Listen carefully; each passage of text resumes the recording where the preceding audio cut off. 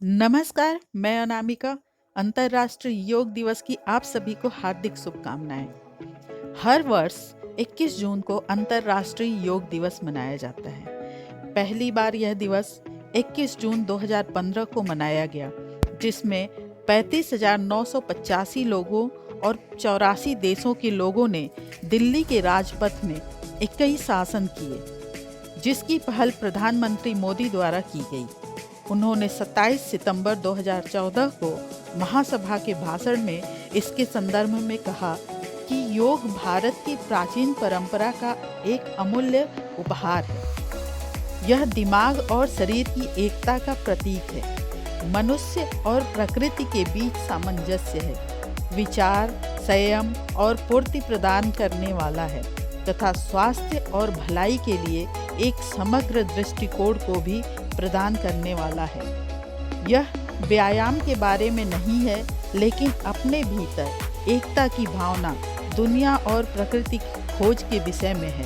हमारी बदलती जीवन शैली में यह चेतना बनकर हमें जलवायु परिवर्तन से निपटने में मदद कर सकता है। तो आइए अंतर्राष्ट्रीय योग दिवस आज मनाते हैं। अधिकांश लोगों के लिए हालांकि योग केवल तनावपूर्ण समाज में स्वास्थ्य बनाए रखने का मुख्य साधन है। योग बुरी आदतों के प्रभावों को उलट देता है, जैसे कि सारे दिन कुर्सी पर बैठे रहना, मोबाइल फोन को ज़्यादा इस्तेमाल करना, व्यायाम न करना, गलत खान पान रखना इत्यादि। इसके अलावा योग के कई आध्यात्मिक लाभ भी हैं। इसका विवरण करना आसान नहीं है, क्योंकि यह आपको स्वयं योग अभ्यास करके हासिल और फिर महसूस करने पड़ेंगे। हर व्यक्ति को योग अलग रूप से लाभ पहुंचाता है, तो योग को अवश्य अपनाएं और अपनी मानसिक, भौतिक, आत्मिक और आध्यात्मिक सेहत में सुधार लाएं। अगर आपको सरल नियमों का पालन करेंगे तो अवश्य योग अभ्यास का पूरा लाभ पाएंगे। अगर आपको योग नहीं आता है तो किसी गुरु के निर्देशन में ही योग अभ्यास की शुरुआत करें। सूर्योदय और सूर्यास्त के वक्त योग का सही समय है। योग करने से पहले स्नान कर लें तो ज़्यादा अच्छा है। योग खाली पेट करें। योग करने से 2 घंटे पहले कुछ न खाएं। आरामदायक सूती कपड़े पहनें। तन की तरह मन भी स्वच्छ होना चाहिए। योग करने से पहले सब बुरे ख्याल दिमाग से निकाल दें। किसी शांत वातावरण और साफ जगह में योग अभ्यास करें। अपना पूरा ध्यान अपने योग अभ्यास पर ही केंद्रित रखें।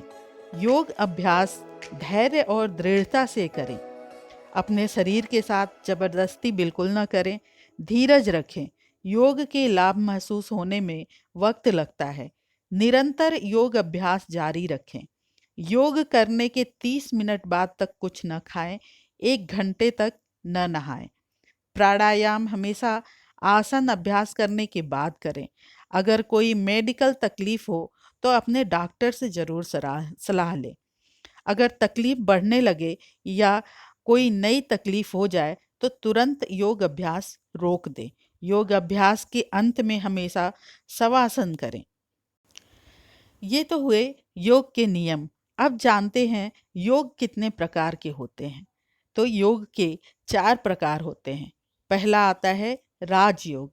राजयोग का अर्थ शाही है और योग की इस शाखा का सबसे अधिक महत्वपूर्ण अंग है ध्यान।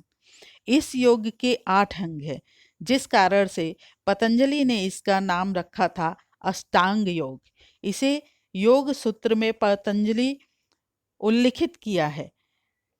यह 8 अंग इस प्रकार है: यम, नियम, आसन, प्राणायाम, प्रत्याहार, धारण, ध्यान और समाधि। राजयोग आत्मविवेक और ध्यान करने के लिए तैयार व्यक्तियों को आकर्षित करता है। आसन राजयोग का सबसे प्रसिद्ध अंग है। यहाँ तक कि अधिकतर लोगों के लिए योग का अर्थ ही है आसन, किंतु आसन एक प्रकार के योग का सिर्फ एक हिस्सा है। योग आसन अभ्यास से कहीं ज़्यादा है। अब दूसरा आता है कर्म योग। अगली शाखा कर्म योग या सेवा का मार्ग है और हम में से कोई भी इस मार्ग से नहीं बच सकता है। कर्म योग का सिद्धांत यह है कि जो आज तक हम अनुभव करते हैं वह हमारे कार्यों द्वारा अतीत में बनाया गया है। इस बारे में जागरूक होने से हम वर्तमान को अच्छा भविष्य बनाने का एक रास्ता बना सकते हैं, जो हमें नकारात्मक और स्वार्थ से बाध्य होने से मुक्त करता है। कर्म आत्मा आरोही कार्रवाई का मार्ग है। जब भी हम अपना काम करते हैं और अपना जीवन निस्वार्थ रूप से जीते हैं और दूसरों की सेवा करते हैं, वह कर्म योग करते हैं। तीसरा है भक्ति योग। भक्ति योग में भक्ति के मार्ग का वर्णन है। सभी के लिए सृष्टि में परमात्मा को देखकर भक्ति योग भावनाओं को नियंत्रित करने का एक सकारात्मक तरीका है। भक्ति का मार्ग हमें सभी के लिए स्वीकार्यता और सहिष्णुता प्रदान करने का अवसर प्रदान करता है। और चौथा है ज्ञान योग। अगर हम भक्ति को मन का योग मानते हैं तो ज्ञान को बुद्धि का योग माने ऋषि या विद्वान का मार्ग है। इस पथ पर चलने के लिए योग के ग्रंथों और ग्रंथों के अध्ययन के माध्यम से बुद्धि के विकास की आवश्यकता होती है। ज्ञान योग को सबसे कठिन माना गया है और साथ ही साथ सबसे प्रत्यक्ष। इसमें गंभीर अध्ययन करना होता है और उन लोगों को आकर्षित करता है जो बौद्धिक रूप से इच्छुक हैं। अगर हम देखें कि योग करने का सही समय कितना होना चाहिए, तो सुबह सूर्योदय से पहले 1 से 2 घंटे योग के लिए सबसे अच्छा समय है। अगर सुबह आपके लिए मुमकिन ना हो तो सूर्यास्त के समय भी कर सकते हैं। इसके अलावा इन बातों पर भी खास ध्यान रखें। अगर दिन का कोई समय योग के लिए निर्धारित कर लें तो यह उत्तम होगा।